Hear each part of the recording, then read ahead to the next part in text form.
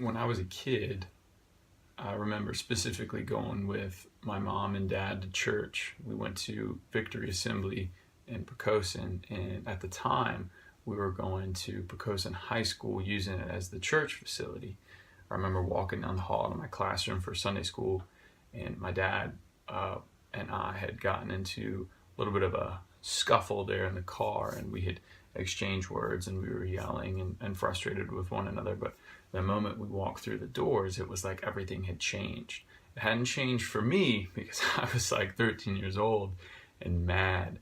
And we got to the classroom door, and I felt all big and bad and self-righteous. And I looked over at my dad, and I said, "Why are we acting like nothing happened? We're in church. This is a place where we need to talk about the truth. This isn't the truth. This is fake." And I made a scene.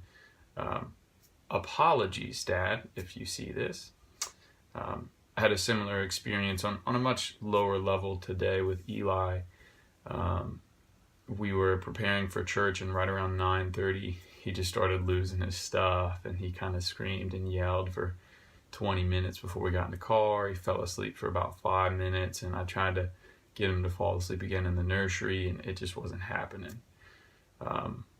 So I kind of had this flashback, because what we do is we let what goes on here between us, people, me, you, me, Eli, my son, me, and my dad, affect what goes on here.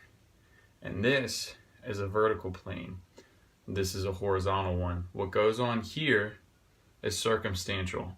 Our circumstances will change. They'll always be different. They'll be all over the place. You can come to church one day and your kids will be screaming, and the next that they'll be fine. But this can't be affected by this. Our circumstances change. Our God does not.